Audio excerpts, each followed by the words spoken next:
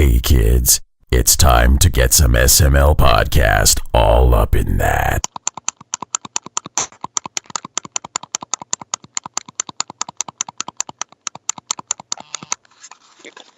Okay, still there? What the shit was that?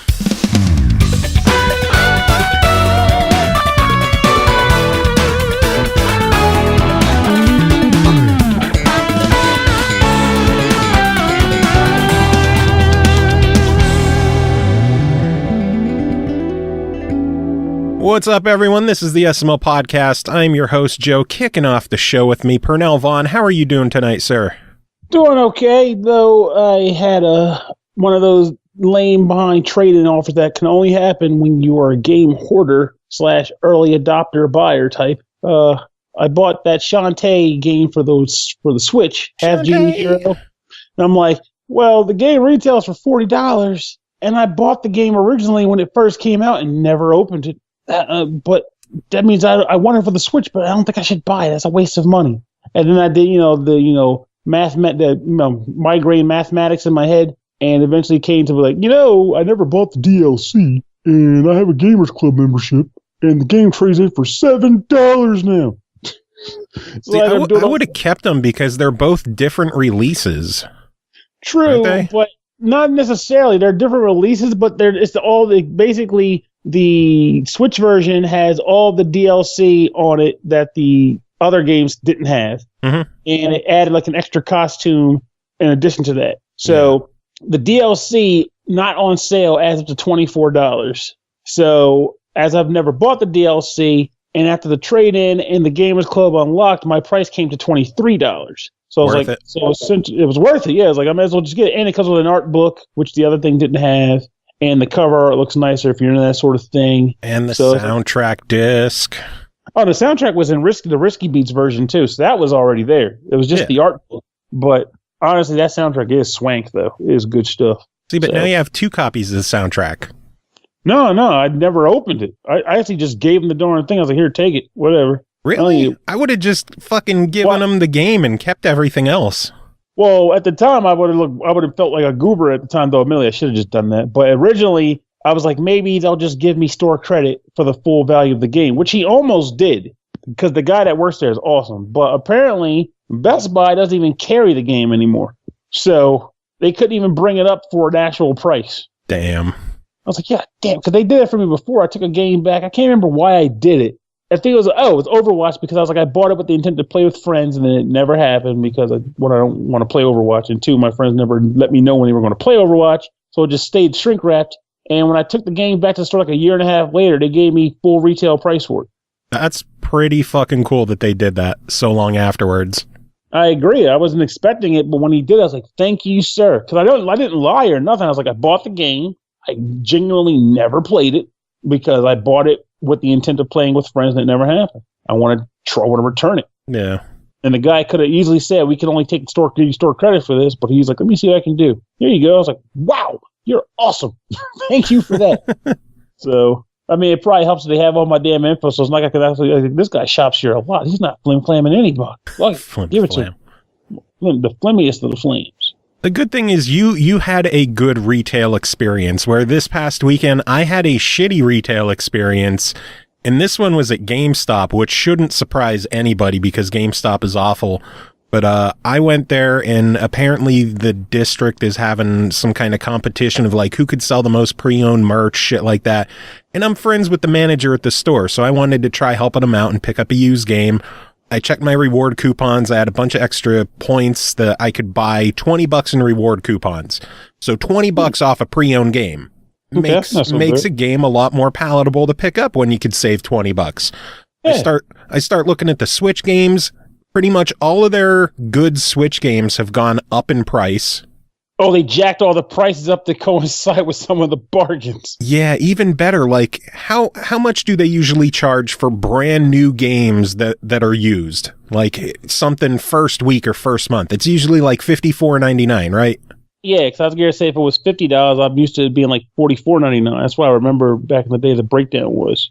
It wasn't a ton off, but it was something. So at that point, it's like, why the hell even bother? Yeah. And they'll probably be like, well, you see, it's not that bad. You can save money. But do you get that weird? Don't you get a discount on top of that if you're a Power Up Rewards Pro member or some jazz? Yeah, you save 20% on used games, but at that point, I would rather buy it new at GameStop and save 20% than buy it used at GameStop and save $1. Well, that's where I'm at with when it comes to like GameStop. Like, I'm not one of the people that generally hates GameStop because I've had good experiences there. But when it comes down to the hard numbers, it's a miracle that they still in business, because if you really lay it on the table, what do they genuinely provide anymore that someone else isn't doing better?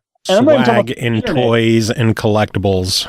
Yeah, but those collectibles, a lot of them are just coming from ThinkGeek, aren't they? Well, they own ThinkGeek. That's why. That's what I mean. But like, they bought ThinkGeek, but before they bought ThinkGeek, ThinkGeek was ThinkGeek. Yeah. So even though they bought them, you can still say, I'm going to go to ThinkGeek.com and just grab these figurines and metal. But don't get me wrong, it's nice that there's like an actual physical store to buy those things if you don't want to go on the internet. But when it comes to the hard and fast of being video games, because that's my primary reason for going to GameStop is to get a video game.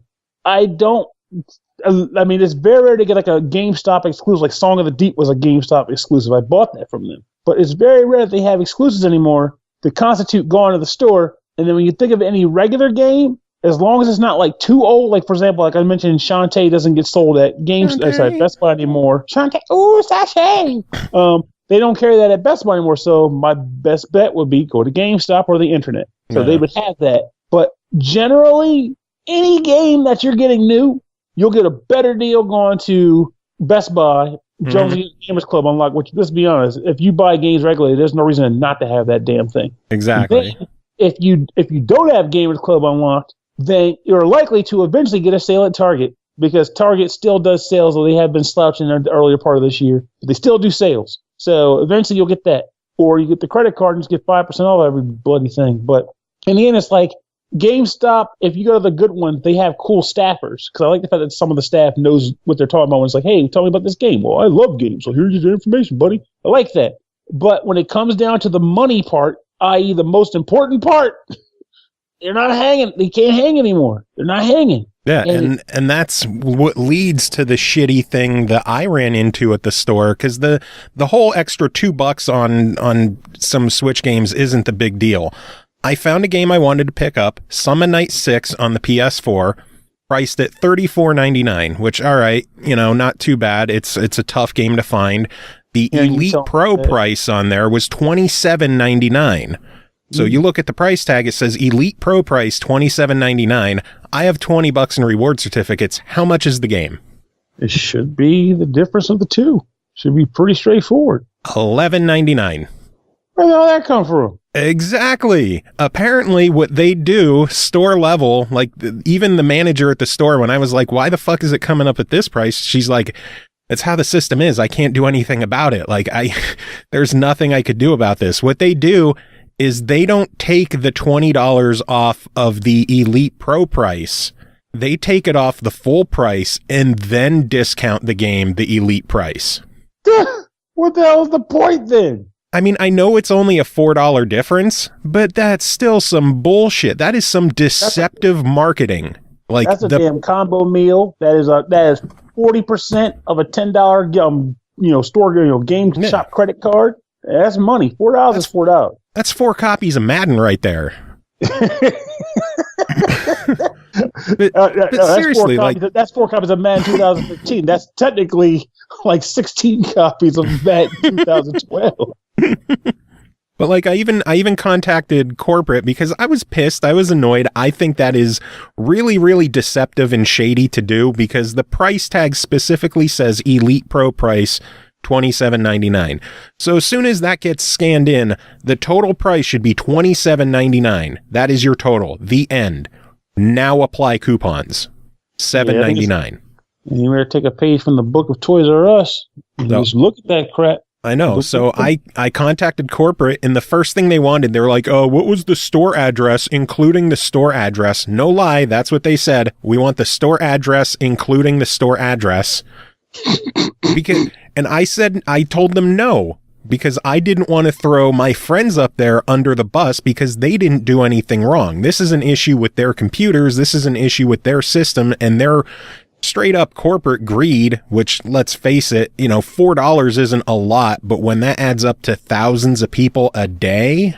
And they bank on people saying it's just $4. Exactly. But I didn't want to take that. So I rose a stink, and then they explained to me, it's like, oh, well, what we do is we take the $20 off of the original price. It's like, you're not supposed to do that. My original price is $27.99 because that's what the price tag says. The price tag doesn't say save 20% with Elite. It says Elite Pro price $27.99. That is my price. End of story. Minus $20. I should have paid $7.99. Yeah, if you're an Elite Pro, you get the Elite Pro price, and then you discount that. That's like saying, okay, you could be if you pay for this Elite Pro membership, you get this price unless you got deals, and then you don't get that price, which is kind of deceptive. But hey, if I go to Best Buy right now with a coupon, you know what they're going to tell me? You get 20% off of Gamers Club Unlocked, and then you take this discount and you apply it to the new price. Because you know what? That's how that shit works. Mm-hmm. That's the incentive for being on a membership plan. Yeah, when you have reward coupons at Best Buy, they don't take the reward coupons off of the full price of the game. They take it off your total because coupons are those reward certificates should be treated like cash. Yeah, and that's the incentive for acquiring the damn things in the first place. So yeah, GameStop could eat my balls, and when they asked me for the address, I told them to find their home office and use that address. I don't know if I could do that, man. Yeah. And the worst part of all of this is I have two things that I have pending pre-orders at GameStop that I don't know if I could get elsewhere. One is the Octopath Traveler Collector Edition. Oh, that's right. I never ordered that. I was like, no, I'm vetoing collector's editions. What was the other thing? The Shovel Knight Amiibo 3-pack, which I'm sure I could get that somewhere else, so I'll probably just cancel that, no problem. But then I want to get that Duke controller for the Xbox One, and that's a GameStop exclusive. Yeah. At that point, sometimes wait, the potato controller is only available from GameStops? Yep. Well, that's not fair. I actually wanted that controller. Yep. Sons of bitches. Yeah, pretty much. State of Decay next week. Ooh, child. This week, if you get the Ultimate Edition. Oh, that's right. They did that bump up weekend in advance. Yeah, and you like your gamer club at Best Buy. If you pre-order it at Best Buy, you get a Steelbook too. Yeah, baby. Really? Yeah, baby. Well, shit. I guess I better pre-order then. I was going to just walk in and say, "Give me my game." It's fucking Steelbook week for me this week at Best Buy because Dragon's Crown, I'm getting that at Best Buy in the launch edition as a Steelbook. I'm getting Black Panther with a Steelbook. Rick and Morty Season 3 with a Steelbook. State of Decay with a Steelbook. Actually, Dragon's Crown is just a metal pack. It's not a Steelbook, but close enough. What's the difference? The brand. Okay. So I'm like, I don't know about a metal pack. Steelbooks are higher quality and they look better. Metal pack is it's like the off brand. Oh, okay. That makes more sense. Great family value tissues compared to Kleenex. Like you don't want to fuck around with when it comes to blowing your nose or like Charmin versus Scott toilet paper. I'll stick to wiping my ass with Rick and Morty Season 3 as opposed to State of Decay. That's okay. Pretty much, but you mentioned Shantae earlier, and that has music from a friend of ours, Jake Kaufman. There's another game coming out with music from a friend of ours, this one being Dale North. What game is that? That is the first game we're going to talk about tonight. You and your segues. Goddamn right, perfect, man. By the way, that was a perfect segue. So first game to talk about is called Wizard of Legend, developed by Contingent99, published by Contingent99 and Humble, released May 15th on Xbox One, PS4, Switch, and PC for $15.99. Wizard of Legend is a no-nonsense, action-packed take on wizardry that emphasizes precise movements and smart comboing of spells in a roguelike dungeon crawler that features over 100 unique spells and relics. Pernell, tell us about this one. Well, let me just get this out of the way, even though you already kind of did. It is a roguelike, procedurally generated dungeon crawler. If you're not sick of those yet, listen on because you got a good game in store for you. So, the idea behind this game is that you are a wizard undertaking the Chaos Trials. I have no idea why. I guess the goal is to become a grand wizard by completing them, but it is a very brutal trial. Because what it entails is you have to take out 3 wizard rulers or leaders, I'll go with, and you have to get through their domains, respective domains, and then take on them themselves. So how do you go about doing this? Well, you get a wizard spell book. The wizard spell book contains, or I shouldn't say spell book, more like, spell book. And there's like a master book that has every spell card that you can acquire, or master spellbook page. And then there's the one you actually carry around in the game with you, which is more like a deck of cards. And there is the basic option, which is you only equip one of each of these. The basic option, which is like kind of like a close range melee attack, like you start with like a wind blade, and you can get others like my favorite has been like a lightning charge attack. There is the dash move, which is exactly as it sounds, moves that allow you to propel forward and dash. So you'll always have a dash move at some point. Then there are two other ones, which I'm not even sure what their classifications are, but one is like, I guess I'll call it like projectile. So it's like weird types of projectile attacks. Like one where it's like, say, for example, just a red fireball that shoots out, and there'll be another one where it's like an icicle that shoots across the floor and then comes back to you like a boomerang. It's pretty awesome. Nice. Then there's the signature moves. Signature moves are normal moves that are kind of like projectiles, but there's a combo gauge that fills up underneath your hit points, and when it reaches a certain point, you use the awakened, I call it, the awakened version of that move. So, for example, the earlier mentioned giant fireball, when you hit full combo, the awakened form is 3 giant fireballs blasted in succession, boom, boom, boom, and they hit like a freaking truck. It's beautiful.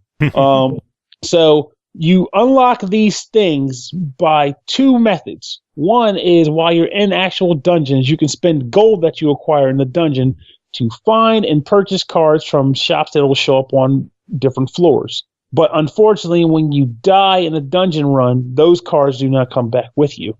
The other, more permanent way to keep them is before going into a dungeon, there's a sort of town hub zone that allows you to purchase artifacts that you can keep and cards that you can keep, but they're purchased with a different currency called Chaos Gems. They are harder to acquire than gold is, and unlike gold, they actually come out with you when you die. So you'll be seeing a lot of different attacks in the dungeons, but you'll be slowly acquiring them permanently by buying them in the hub.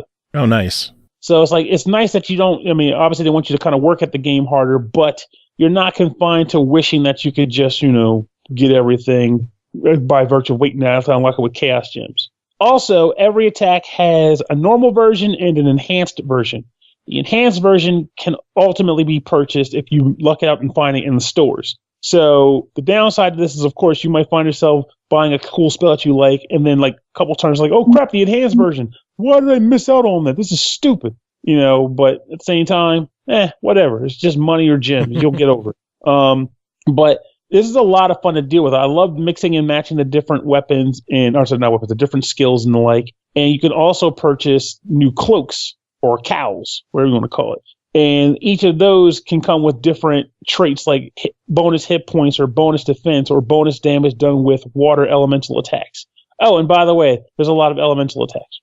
There's fire type, water type, ice type, electric type, chaos type, and earth type.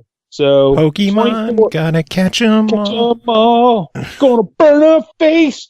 You'll be doing a lot of dying though, because this game does not screw around. I started to get better as I played. Like I felt like I was adjusting to it, but those first few runs, I was getting the crap smacked out of me. Usually games like this, they'll kind of ramp up, slowly increasing the odds of enemy types that are coming after you. But in this game, the very first mob, you'll probably be fighting like 4 or 5 guys, and like projectiles are coming at you all over the place, and you have to dash like a madman to get out of the way. Like they make you work from the start. But fortunately, combos with your skills comes fast and loose, so you can give just as well as you can get.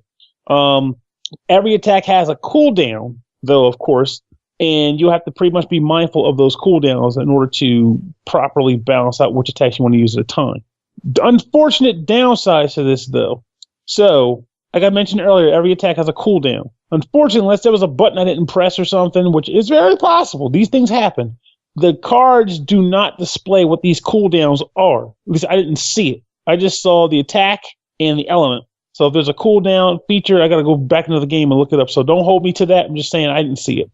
The other thing is that when you go to make purchases at the store for artifacts are essentially accessories that you can equip that give you different like buffs, like, I don't know, bonus attack damage for elemental type, or more gold dropped by opponents, or dashing farther, things like that. When you go to the store to buy it, it doesn't tell you what the artifact actually does. You have to actually put your money where your mouth is to actually learn what the effect of the item is, which could suck if you're in a dungeon run and you need something to turn the tide, but everything that's on the table is unfamiliar to you.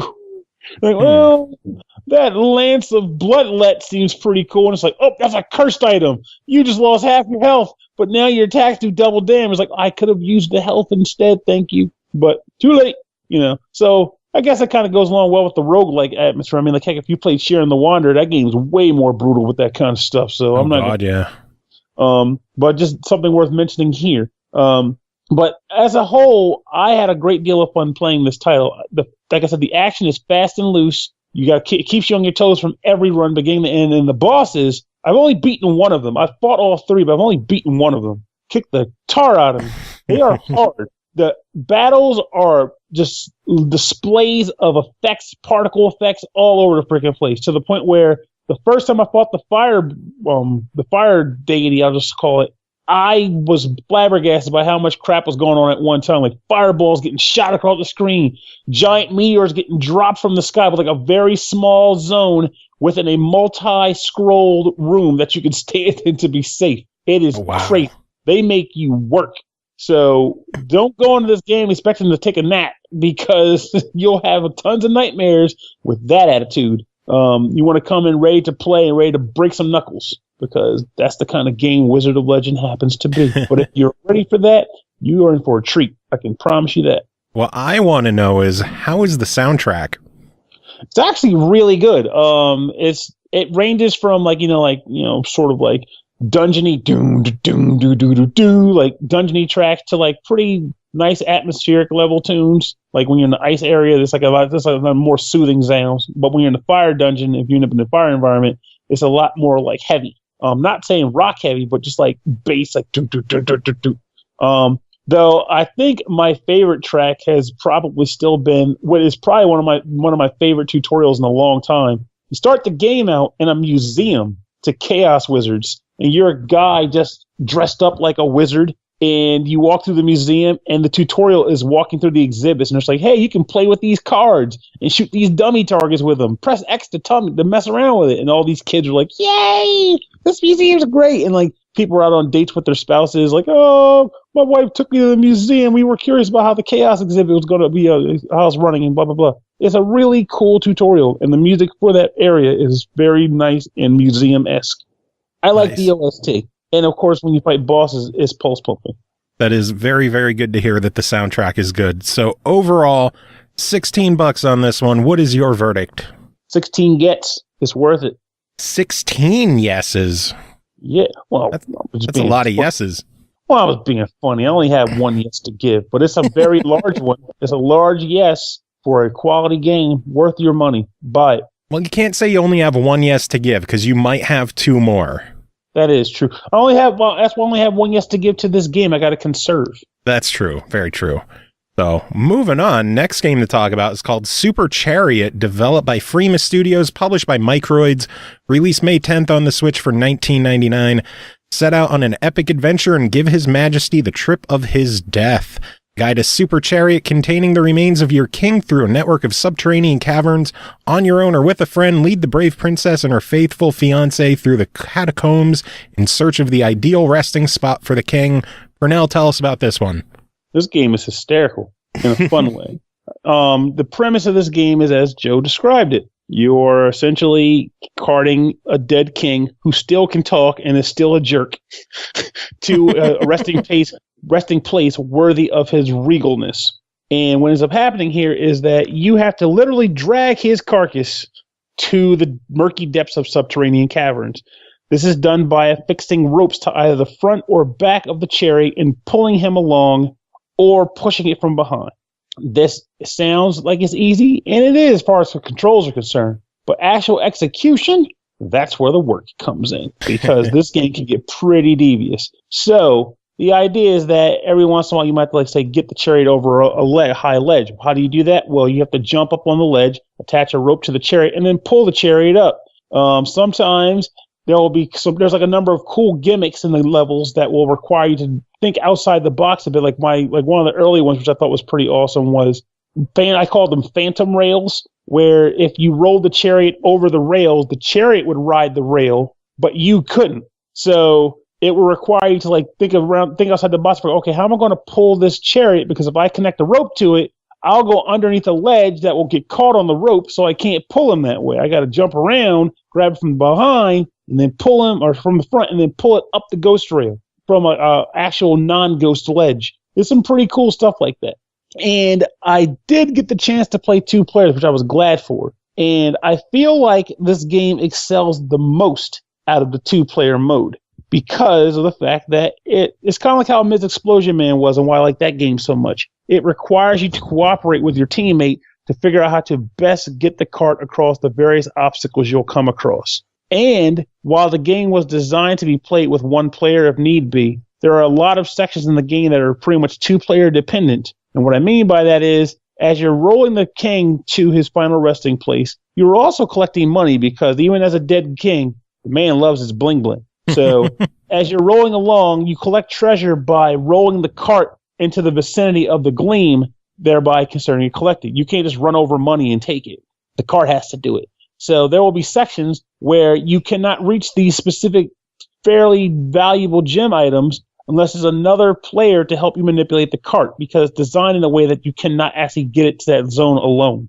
And you will be doing a lot of communicating back and forth to figure, okay, if you go there and then swing this way and blah, blah, blah, because some of the things you can do, like I remember one thing we had was where I grabbed the cart, pulled it up, then had the other guy grab the other side of the cart, and then he swung from the bottom of the cart to a ledge where he grabbed it and then pulled me off the ledge and then brung the cart back around to where he landed and pulled it up. Like, there are some crazy maneuvers that you can pull off in this game, but you can only do it in the 2-player mode, so you'll want that access. Things that you can collect while you traverse the environments. There is a shop in the game, a shop that allows you to purchase upgrades for both the chariot and for your main characters. The main characters' upgrades come in the form of gadgets. You can equip the gadgets based on finding blueprints hidden throughout the levels that allow you to use and in the future upgrade them to do better things. For example, one gadget will be a super shield, which allows you to absorb damage from obstacles or enemies. And another one will be a peg, which is essentially a makeshift rope. You can kind of stick the peg in the ground, attach it to the chariot, and then pull it or push it or whatever you want to do.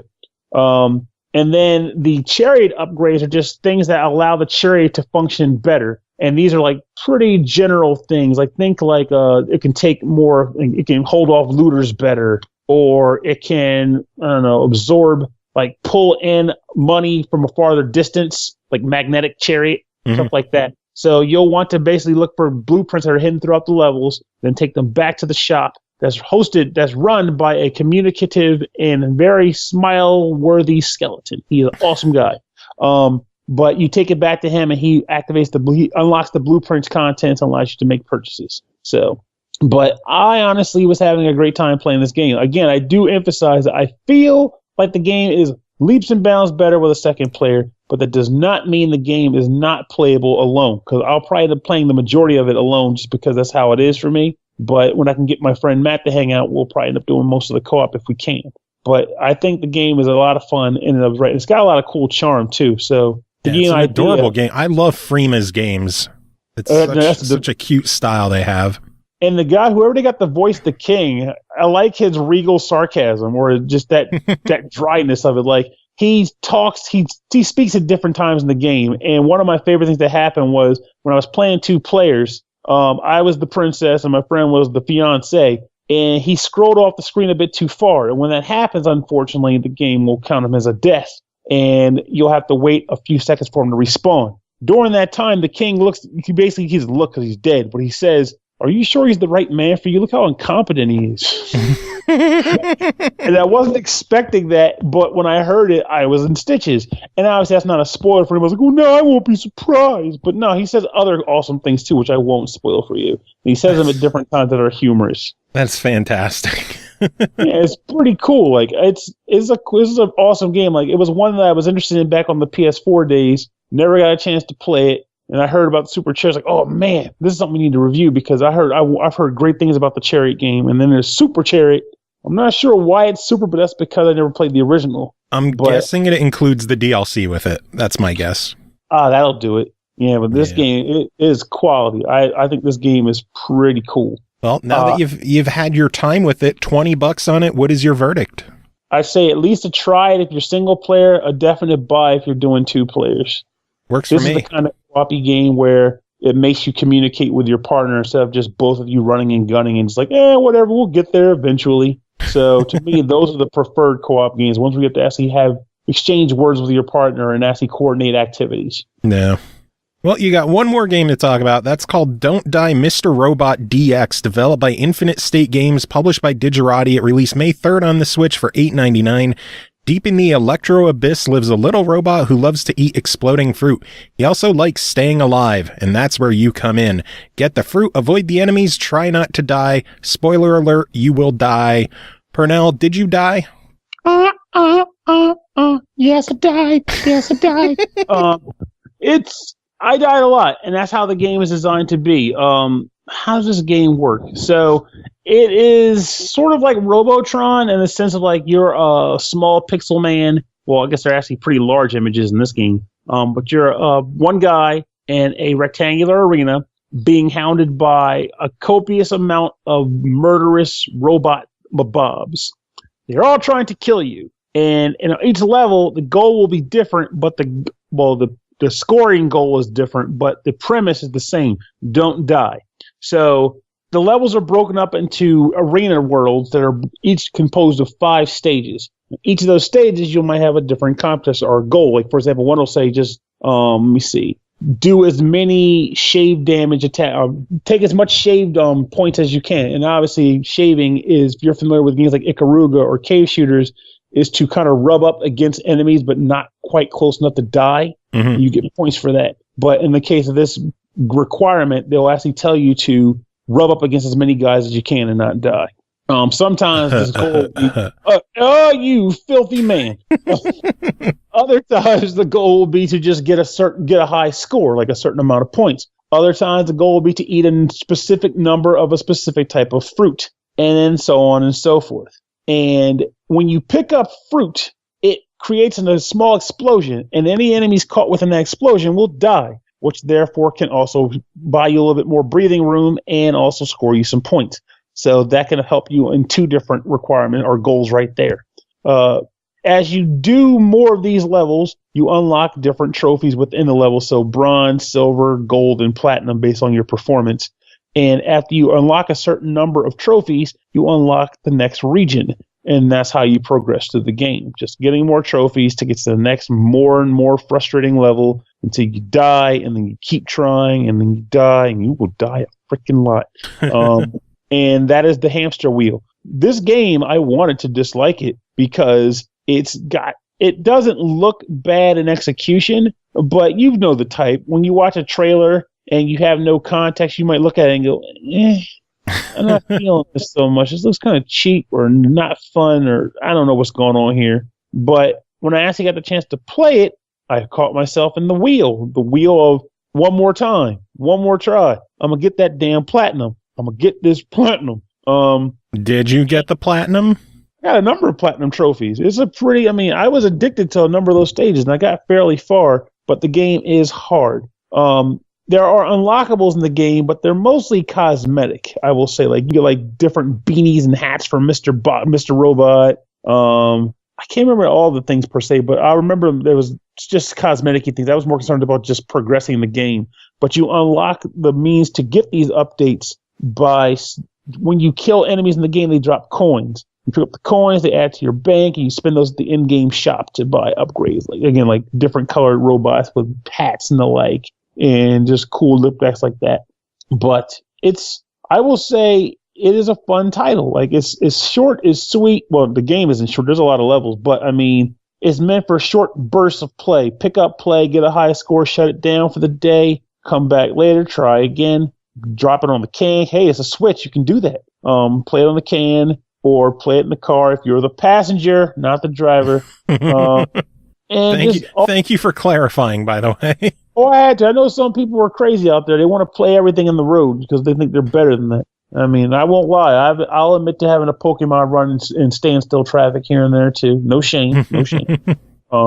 But honestly, I think this game is honestly a fun time. I'm starting to really worry. I'm really worrying about myself here, though, because I feel like maybe we'll look for an intentionally bad game for me to review. I want to be able to come on here and say, do not buy this game. I have to do that sometime in the next month or two, just to prove to myself that there are bad games in the world, and I don't want to play them. Well, for the $9 on this one, what do you think of it? I think it's at least a try. It's a fun game. You just have to be, it's like, if you're interested in games like in Smash TV, but you're more of a pacifist who only can hurt by proximity of, fruit mines, it is a fun time. It's enjoyable. It is not a walk in the park, and it is frantic. Good to hear. Well, Pernell, I am so sorry that we didn't have a bad game for you this week. But it is always good having you on here and chatting and allowing me to vent about GameStop. So do you have any final thoughts to sum up your games this week? No, but I will say, let's pitch this to the listeners. If they are listening to this part of the episode and they're hearing a madman request bad games, and you just happen to know of one, by all means, let us know. Though I will say, if any of you come out here with some nonsense like, well, it's a bad game, Gears of War 3, or some nonsense where it's like the game is clearly quality, you just happen to not like it because it's not your kind of game, I'm going to scoff at you. Because, well, I think we've had this chat in the past, Joe, but I feel like we've hit a hallmark era in life where there are so many games coming out, but also so many of which are good, that even if there are bad games, most people don't know what a bad game is anymore, because you don't even have to see them. Like, they don't cross most people's radar anymore because they get overshadowed by the sheer volume of adequate to good games. Yeah. Because remember, like, back in the day, you didn't have a ton of money, you didn't have a ton of time. You pretty much got access to what you could get access to, and the overall library of available titles wasn't that big. So you might get like maybe 5 new releases overall in a month to choose from, whereas now it's like, how many? You get like 30 in a week. Well, hey, do you want to know what a bad game is? Sure. Your face. Ah! Oh, he's here all week, folks.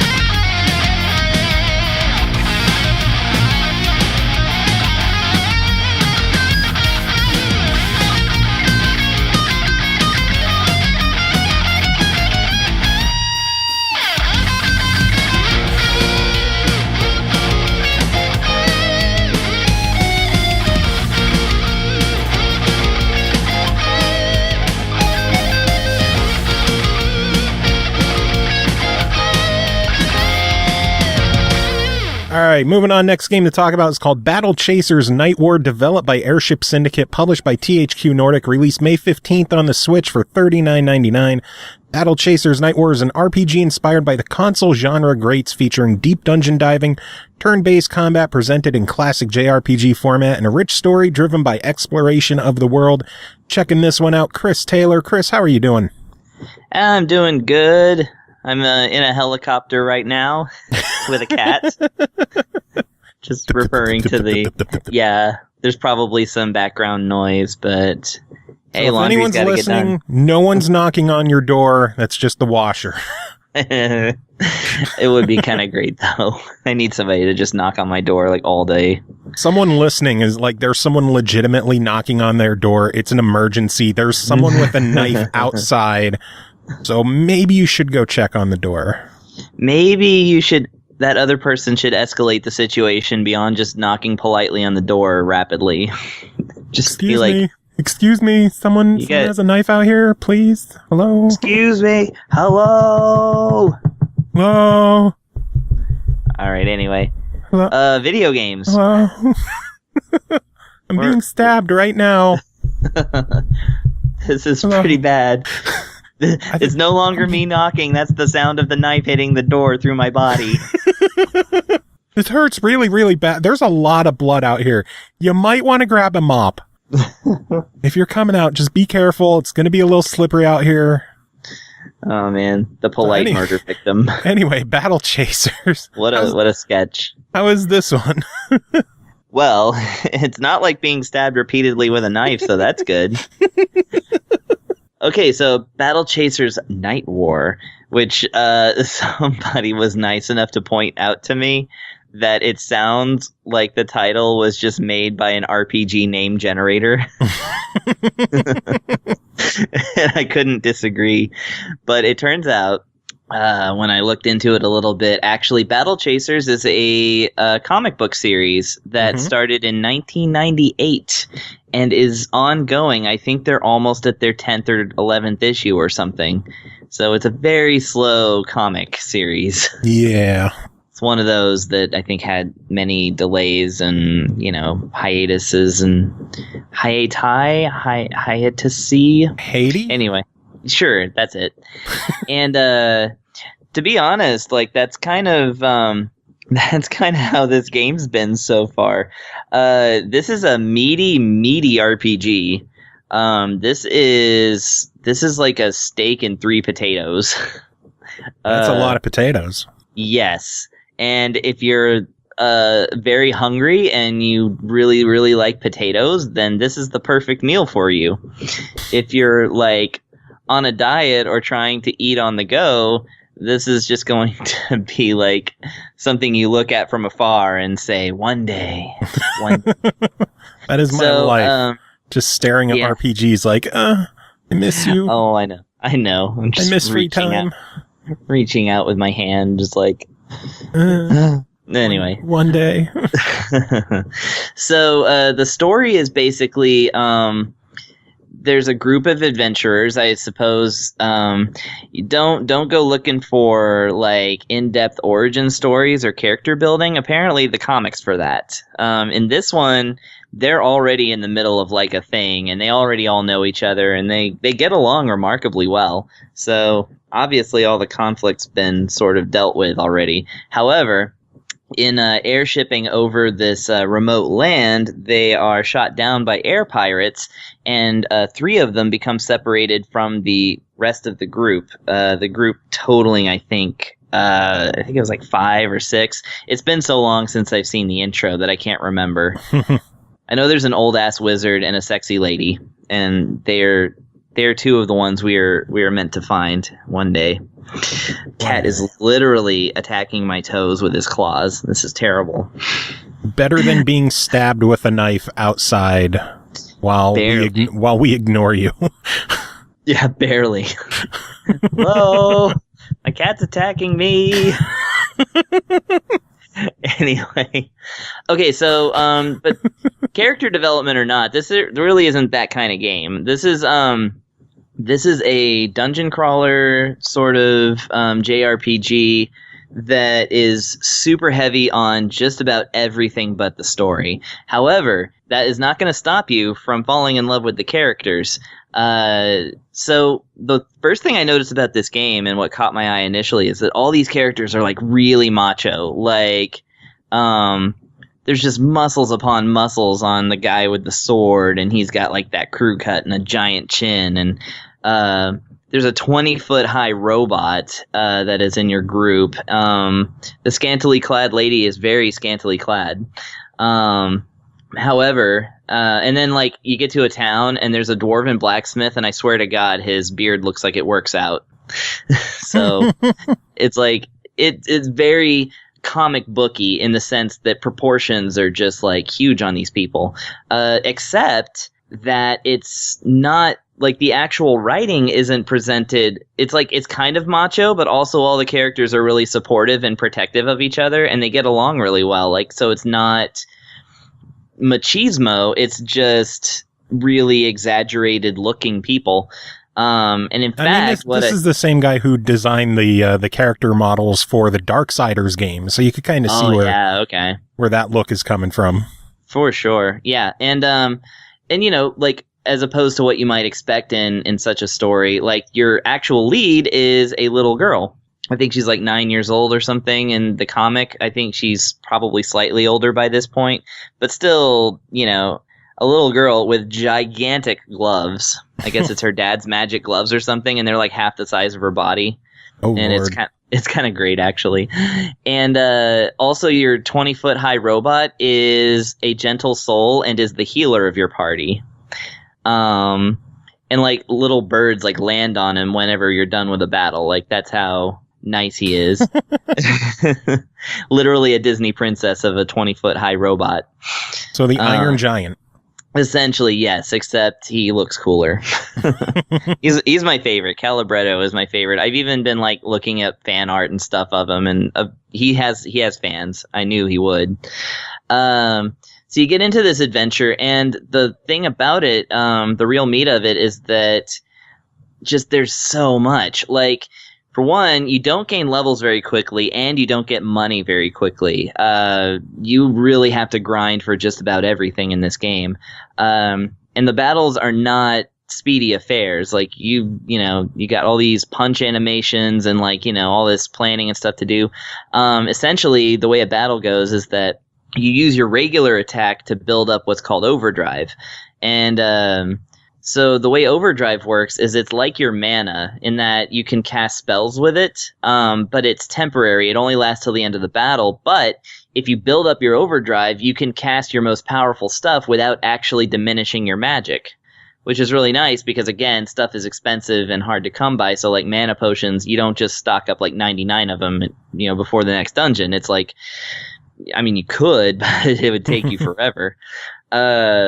So using the overdrive system, and that's really cool, and you unlock more and more as you gain levels. Like, every level you're unlocking new stuff because the levels come very slowly. To give you an example, now, of course, I'm a person who relishes grinding, and so, you know, don't use this as the prototypical example, but I have been playing this game for 122 hours. Jeez, and I'm in level 10. Holy shit. That gives you an idea of how much there is to do in this game that's not just straight up leveling up and gaining money. That also gives me an idea of the quality, considering that you're still playing it 100 plus hours in. Oh yeah, I'm going to be playing this for like 500 more hours. It's great. So the dungeons, the way they're set up, is it's a little bit like Diablo. You know, you go in and you go from room to room, destroying roomfuls of enemies, clearing puzzles. Sometimes there's a random element. They'll randomly throw in things like there's a chest that if you put something into it and then find the chest somewhere else in the dungeon, that item will become improved. And so that's really cool. And you can even use like unique weapons and stuff, but then of course you have to go that long without your weapon. And there's just all kinds of stuff like that. And then you get to the boss, and the boss music is really cool. I really, really love it. The soundtrack to this is also very beefy and meaty. It's more orchestral and ambient than anything, but one of the composers is Jesper Kyd, who is that's a legendary composer from the Genesis era. Ooh. Yeah. And I don't remember the name of the other person, but they're both very good. This whole soundtrack is worth a listen, and thankfully it's really available because this game's been out for a while on other systems. Mm-hmm. So once you get through the dungeon, you have the option of going back into the dungeon and raising the difficulty. And the game's nice enough to tell you before you do this how difficult the dungeon is going to be on a higher difficulty. So it'll say, like, you play it on normal mode, that's very easy. And then let's say you leveled up a little bit, so you go back in, you're like, you want to play it on hard mode. It might say, well, for you, this will be easy. And then you can go in and play it on legendary mode, and it might be, okay, this will be hard for you. But as you gain more power, then those ratings will drop down. So it'll be legendary, but also very easy. That's cool. So I like that it's very forward about that. And then, of course, the treasure and the enemies and the experience and gold and all that other stuff that you can get go up as the dungeon rating goes up. And you can go in and try the legendary version, initially. The worst thing that will happen is that if you get killed, then you just lose a little bit of money. Because there's no, the only way to save the game is to save and quit. So it basically leans on its autosave. If you die, then you just run away and you lost a little bit of gold or something like that. It's a game that's meant to be don't worry about saving all the time. Except in legendary mode, in any dungeon, if you die, then you have to restart that dungeon all over again. So there's a little bit of risk there. So yeah, I basically went through the dungeon several times, and every time you can pick up artifacts, which are unique items that you can trade in with a guy in the town for coins that you can only get by trading in artifacts or by trading in fish with a fishmonger that you unlock later. So fish or artifacts, and then you can earn items that are way more powerful, like Diablo style, uniquely powerful items. And oh man, the guy restocks all the time, and you just want to go in and get all of them. The first thing I got was a sword for the sword guy, and it enhances the amount of treasure you get after a battle, and it's called the Booty Blade. So that's pretty amazing. A great name. Oh yeah. So I mean the music's great. The art style is really lush. Like I said, the characters are a little exaggerated, but you really get into it, in terms of anything else, because it's not one of those kind of early God of War games where it's everybody looks proportionately muscular, but they also act macho and really dumb. They're all actually nuanced characters with just that comic booky art style. So yeah. Cool. So overall, $40 on this one. It is a little bit more than the other platforms because obviously the Switch tax, it's a thing well, now. Also there's a physical release. Yeah, exactly. The Switch tax for the physical cartridges. Yeah, exactly. No, $39.99. I was planning on buying this anyway before you got it and asked me to play it, so that actually lined up perfectly. You're welcome. Yay. Look, $39 is on the cheap side for a fully fledged Switch RPG, and this one is worthy. I would say go ahead and pick up the physical version because I personally like to collect physical versions of games. But, even as a $39.99 download, at least it's there for you. Very true. And if you're like me and you're going to spend 122, hours over a couple of weeks, grinding up everything, then maybe do download this and just have it on hand. There you go. That way it's always there. You don't have to worry about, do I have the cartridge with me? It's just always there, ready to be ground. Oh, and there's, by the way, I mentioned fish. There's fishing holes in every dungeon, and they restock. Yeah, and you can buy new fishing poles. God, this game is so good. All the good games have fishing mini games. I think you're convincing me to finally fire this one up because I've been sitting on the Xbox version for a while and just knowing how much of a time sink it is. I just keep looking at I need to play this. I need to play this. I think it'll be great. And honestly, you can play it a little faster, although my roommate has actually played almost all the way through the Steam version, and he says towards the end it gets really grindy. So well, I like the grind, so me too. I'm a Dragon Quest fan. Bring me the grind. I love it. Like they said, the battles are fun. They're fun, and they require strategy and paying attention, and enemies get really dangerous, so it's kind of it's no big deal. Do it. Well, jumping from $40 to $4, the next game to talk about is called RPGolf or RPG Golf. Developed by ArticNet, published by Chrous Worldwide Games Limited, released May 9th on Steam for $3.99. Once upon a time, the kingdom was a land of peace, harmony, and an all-consuming passion for the greatest sport, golf. Everyone in the land played day and night, and soon the kingdom itself was turned into the most beautiful course the world had ever seen. The land was happy, the land was good, until the monsters came. Chris, tell us about this one. Oh boy. I feel like this is going to be, if this game were more famous, it would be one of those situations where it's is it RP Golf or RP Jolf? RPGolf. role-playing Jolf. It's role-playing Jolf. Well, okay. Tell us about Jolf. Well, for 1/10 of the price, you definitely get 1/10 of the intensity.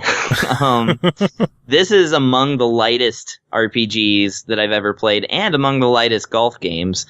So what you are buying is essentially two of the most intense genres in gaming in terms of, like, at least from what I've played, but in basically a casual game. So yes, you play as this lady. I keep forgetting her name because it's in the menu and no one else ever uses it. Leanne, I think is her name. Anyway, so you start the game and yeah, the kingdom's been taken over by monsters. Nobody can golf because of the monsters, so she takes it upon herself to go out and defeat the monsters and play all the golf. Essentially, the game is leading up to, I think you have to play through 18 holes is what it is. And there's a dungeon in between every hole. So you play a hole and then do a dungeon. And the cool thing about it is that basically when you play the golf portion, which by the way is one of the only golf games I've ever played, which is entirely top down. It doesn't actually put the camera behind the ball like in every golf game since, golf on the NES. It's just overhead, but you still do the same mechanics of aiming and stuff like that. If you've played Mario Golf, then you've played this. But the thing about it is the description says just 9 holes of golf, ready to be discovered across the world map. Oh, okay. Well, in that case, I'm a third of the way through the game already. I guess 9 holes for 9 dungeons, maybe? But that's the thing, is that, like, it does go pretty quickly.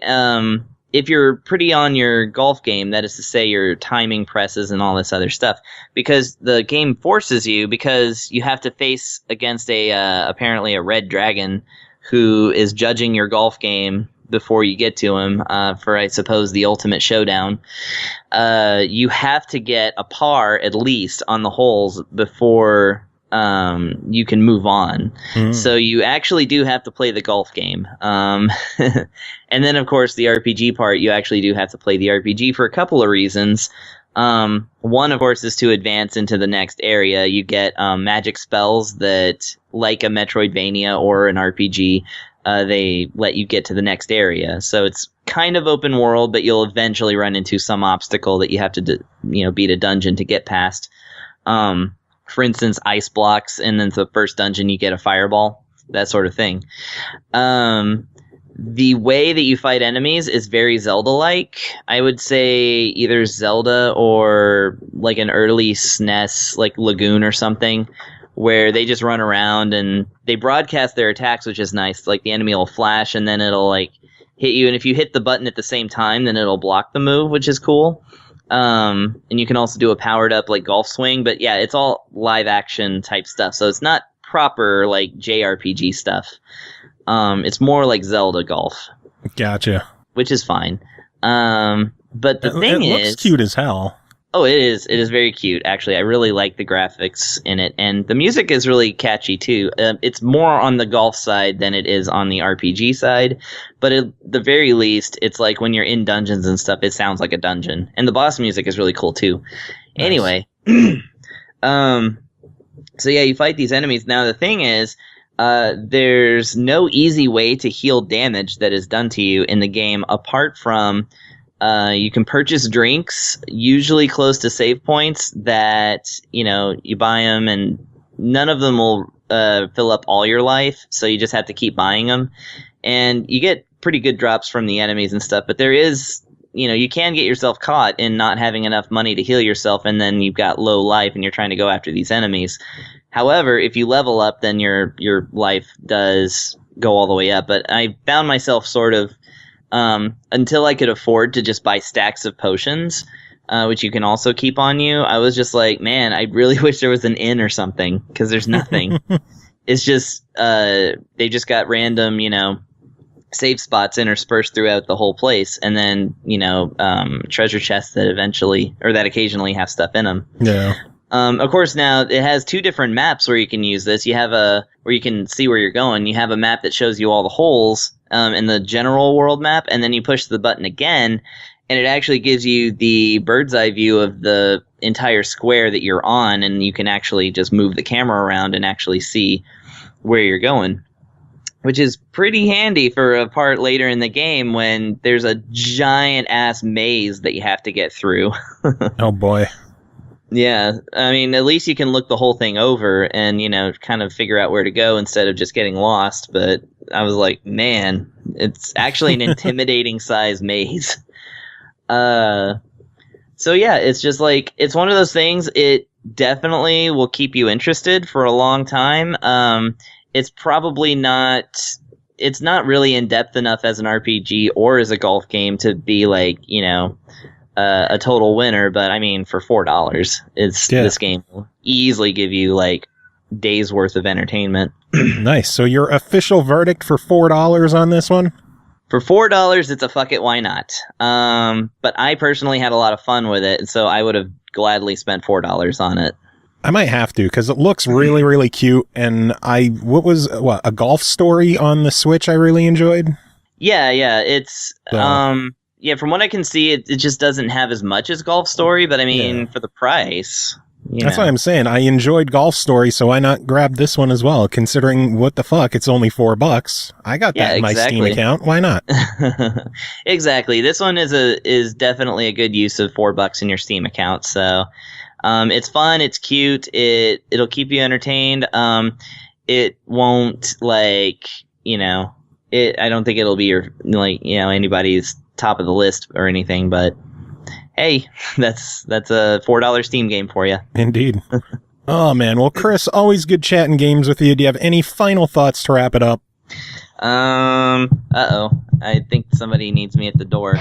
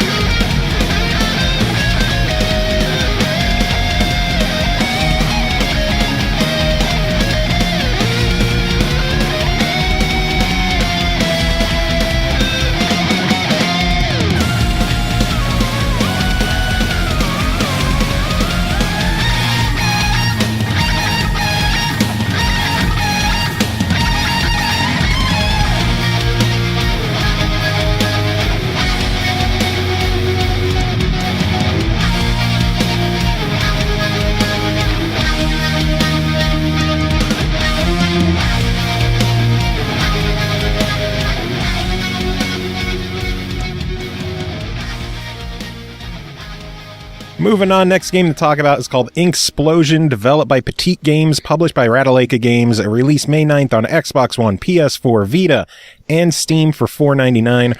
Why should war be hell when it could be fun? Enter InkSplosion, a single-screen twin-stick shooter where the only real enemy is beating your previous high score. Checking this one out, Jacob Garner. Jacob, how are you doing? I'm doing okay. I'm now speaking to you on my iPhone 8, so hooray. Oh. No longer fearing of, my battery exploding next to my head. Which is, so, I guess a positive?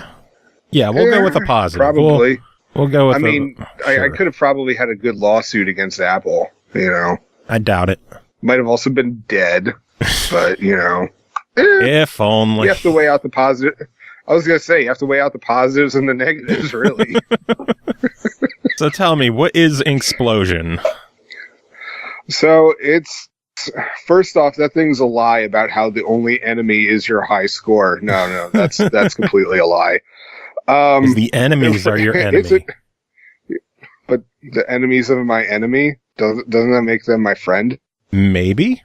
No. You tell me. You're doing a fucking review. Come on. Chop. All right. Jeez. Okay. So anyway, yeah, it's as you said, it's a twin stick shooter. use the left stick to move around, right stick to aim, and you have the ability to slow down time to kind of like a bullet time kind of thing going. But at the same time, it does take away part of your health as you're doing it. And of course, you can also shoot. Now, every single level, you've got these different obstacle walls, which I think kill you if you touch them. I'm not entirely sure because I suck really badly at this game, so I couldn't really tell if I was dying because I got shot or if I had touched the wall, so I'm not entirely sure about that. They damage you, but they don't kill you. Okay. Well, yeah, but what if I'm like really low on health? Well, then yes, they could kill you, obviously, but they're not instant death. Okay, right. So, and then like you get 4 enemies that pop out, and your weapons are randomized every single level. You've got like a shotgun kind of level, which I thought was the most useful. You have a pushback gun, which pushes them back away from you. Along with doing damage, a laser beam, which is it's a laser beam, and also a missile thing, which I thought was like absolutely the least helpful. It did the most damage, but it moves slow as molasses.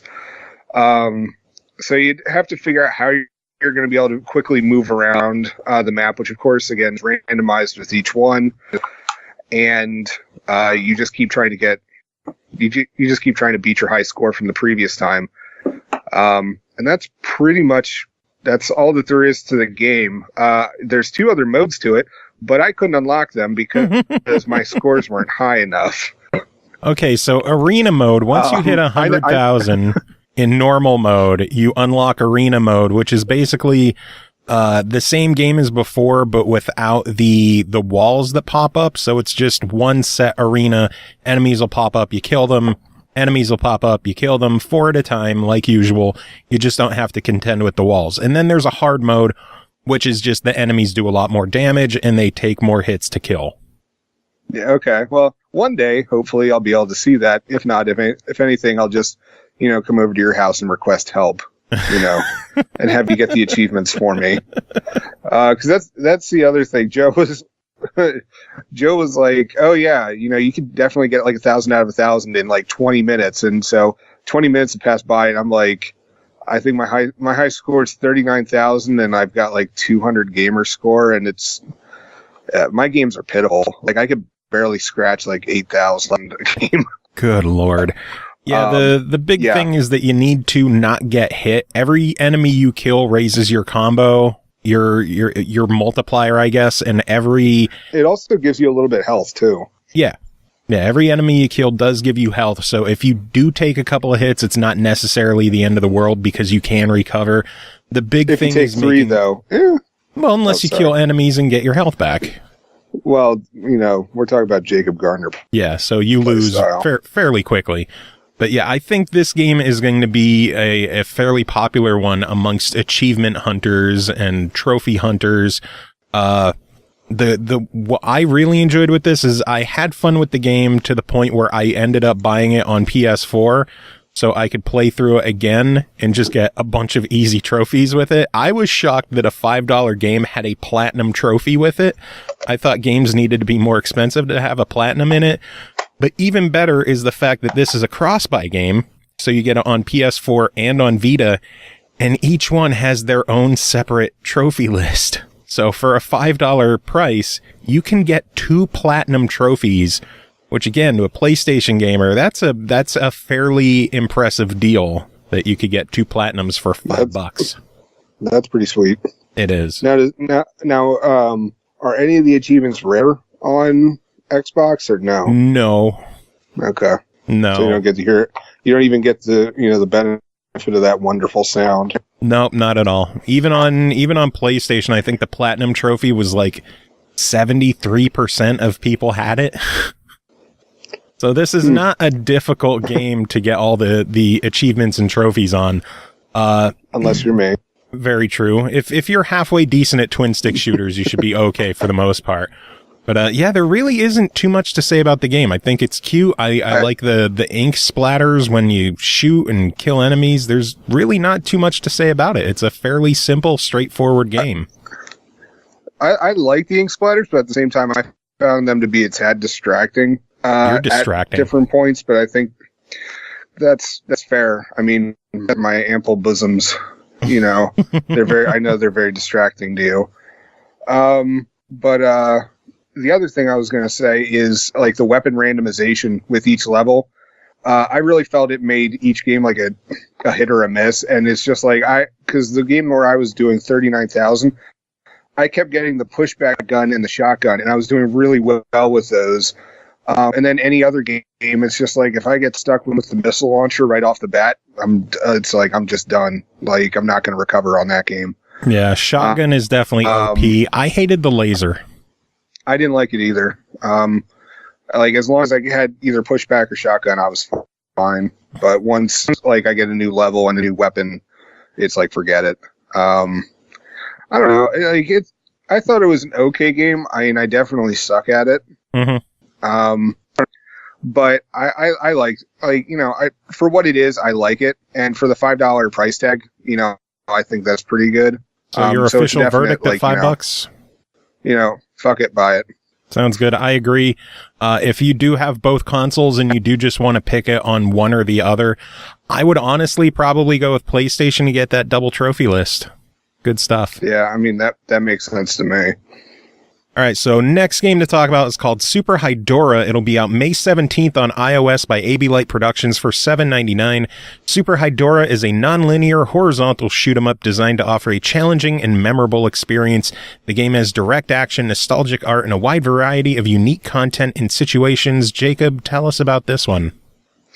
So Super Hydorah is pretty much like an R-type or Raiden, not Raiden, because Raiden's top down. Gradius, however you pronounce it. It's like one of those type of games. Also, it reminded me of a bit of like Abydox from the old Nintendo, which is like a huge throwback. I would have never expected you to know that game. Why? I used to play it all the time. I don't know. Just you don't come across as the guy who's played NES. I don't know. Oh, yeah. I used to play quite a bit. Okay. Anyway. So, crud, now I've lost what I was going to say. Oh, so you're flying around in your spaceship, and you're able to choose like where you're going to go on the map, kind of like Star Fox games. Mm-hmm. And so each one has like its own feel to it. Like, you know, you got one that's kind of like a space station level. You have another one that's like on a planet with like colonists evacuating as like everything's going to shit. And you can choose what your weapons are going to be because they unlock as you go through the game and you pick up stuff. And so each time that you go through a planet again, you can choose out what your loadout's going to be. So you can like try new tactics with how you're going to blast your enemies to smithereens. It's a totally solid game. Like the graphics are absolutely beautiful. The music and sound were fantastic. I really loved it. The controls were okay. That's what I was going to ask. I know we covered the game previously on a couple of platforms, so I'm curious how it translates to iOS. It translates pretty well. Like you use one finger to move around, one finger to blast stuff. So are you telling me that you finger blast in the game? I finger blast all the time. You know, I mean, sometimes even when I'm not playing Super Hydorah, you know, there's a whole lot of finger blasting going on. We have problems. So much. So you use your one finger to move around the spaceship, and that was okay. But of course, if you've got sausage fingers like me, playing it on the iPhone, it's not exactly the best thing because you are going to cover up part of the screen, which can prevent you from seeing some of the enemies. So that was a little bit of a negative. However, right before we started up the show, I quickly popped it into the Game Vice, which, I reviewed many episodes ago, the handheld extension for the iPhone, which makes it act like a game controller. And Super Hydorah is actually, format is not the word I want to use, but it works with the Game Vice. Compatible. There we go. Thank you. Words are hard. I'm putting my English major to good use. So it is compatible with the Game Vice, which is a very nice bonus. It makes the game heck of a lot easier to do. So, if you were smart enough to pick up the Game Vice or get one because you had to review it for a certain podcast, I highly recommend popping it in and playing Super Hydorah that way. Cool. And either way, it's an absolute blast. I highly recommend it. I think it's $6. $8, $7.99. I said that $7.99. Like, do you pay attention when I talk? When I do the intros? No. You hoe. Why would I pay attention to you? So you could get the information right. Nothing important. But yeah, for $7.99, what is your verdict on Super Hydorah on iOS? It's, to be honest, that $7.99 is a little pricey, but honestly, if you're a big fan of this genre of the traditional shoot 'em ups like this, it's definitely worth your investment. If you have a Game Vice, absolutely, it's a must buy immediately. Either way, I highly recommend the game. It's just definitely more so if you have the Game Vice to play it on. Awesome. Sounds good. Jacob, it is always tolerable having you on the show chatting about this stuff. Do you have any final thoughts to sum it all up? I'm looking forward to, I think the next podcast I'm going to be on, because I know I've got Boss 101 and that other one that you just gave me to do. So looking forward to those. You're terrible at this. Yeah, no.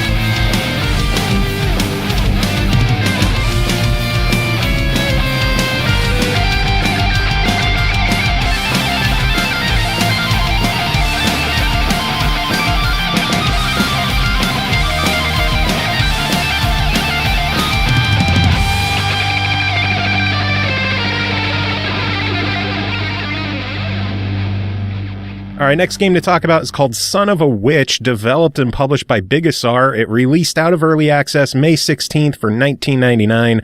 Action roguelike for 1 to 4 players with cute graphics, easy to pick up controls, and deep game mechanics. Combine dozens of different weapons, magic items, potions, and spells with unique effects to beat 7 enemy factions and 24 bosses. Can you find the ancient goblin artifact at the end of the dungeon? Checking out said dungeon. Royal Sefton, how are you doing? Oh, I'm a son of a witch. Oh, are you? No, I'm not actually. But I like witches. So what is this game? Yeah, when I first took a look at it, I was thinking, ooh, Castle Crashers. Not exactly. So it's a little bit more of a roguelite type game. Every time we play it, it's a little different. And, you still have otherwise a very similar sort of couch multiplayer possibility, 1 to 4 players. Local multiplayer works. And you play as one of several different characters. There are a few unlocks in the beginning and a lot more to unlock based on the completion of certain quests and achievements. And as you play as each of these characters, they have different attributes. What the individual stats mean, not real clear to me yet, but what it comes down to is you basically have fighters and casters. You've got characters that are going to be a little more rough and tumble, and characters that are better with ranged spell weapons and things. And as you fight and take down these goblins and other enemies, they'll drop weapons. You can swap out what you're carrying for that weapon, and you actually have 2 different equipment slots and can switch across different weapons as well and different items. So nice. You can take on different ranged attacks versus close attacks and stuff of that nature. And like I said, each time is a little different. The map layout, it actually kind of reminds me a little bit of this is not exactly like apples to apples, but it kind of reminds me of Binding of Isaac, how you'll have sort of a rectangular room, and there will be exit portals or doors on at least 2 of them. If I didn't run any dead ends when I played, and the room layout may be upset by like the presence of boulders and other impassable objects or gaps or holes in the ground.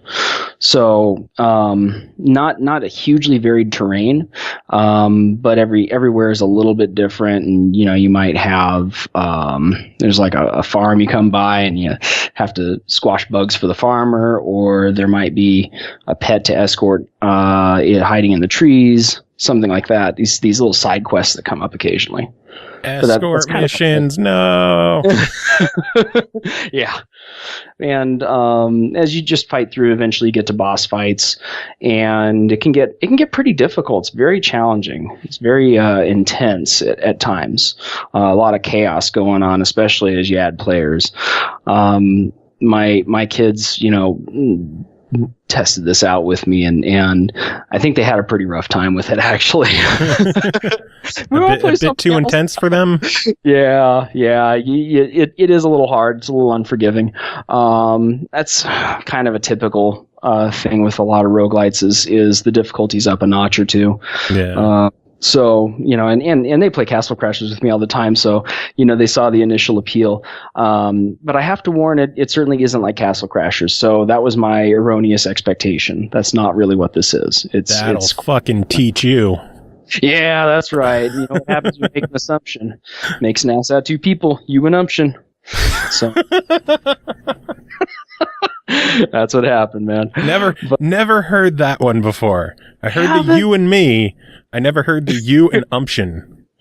That's a Samuel L. Jackson favorite, man. That's a I don't know how I missed that then. I fucking love that. That is fantastic. Yep. Long Kiss Goodnight. Good movie. Watch it. I'll have to do that. Yes. Anyway, it's a lot harder than I thought it would be. And one of the things that made it so hard, to be frank, is with like Castle Crashers. There are a couple things that you have that are a little different, and I'm just using that as a basis of comparison because lots of enemy mobs, multiple players on the screen. You keep mashing the buttons to keep punching enemies or hitting them with weapons or what have you.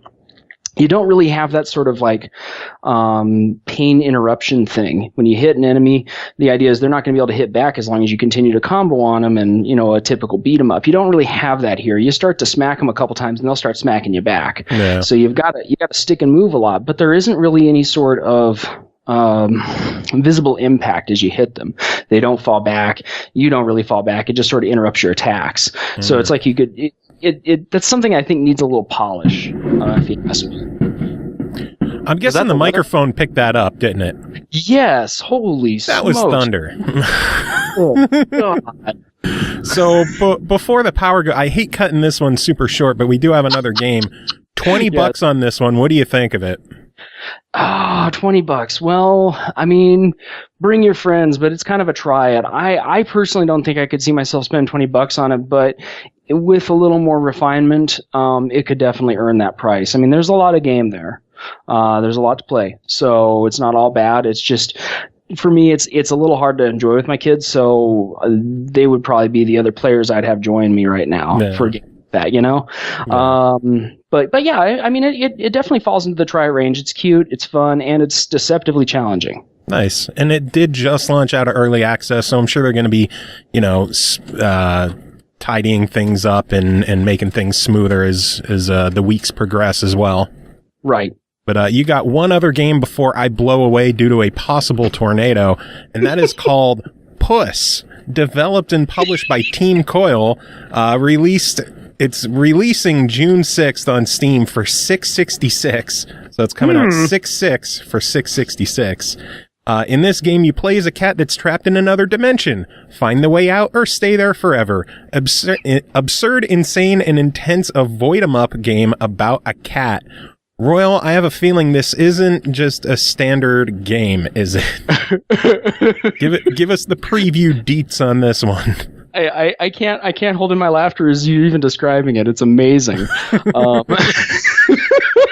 So it's more like a vaporwave VHS fever dream with a cat.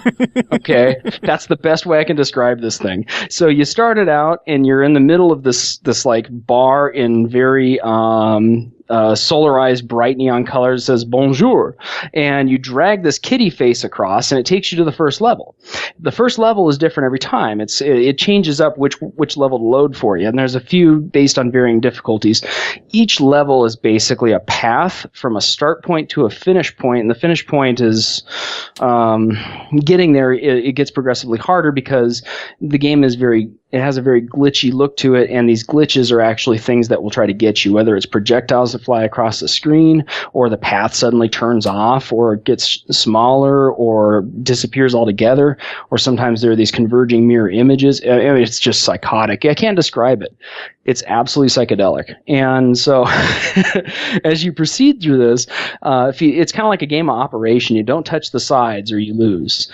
And instead of a buzzer, it's more like the tape starts to get eaten. So it has this sort of grainy VHS aesthetic, and it turns into just noisy, garbly static. I do want to say, in case my mic is picking up any clicking right now, we have about grape-sized hail outside. I was going to say, it sounds like a hailstorm over there, man.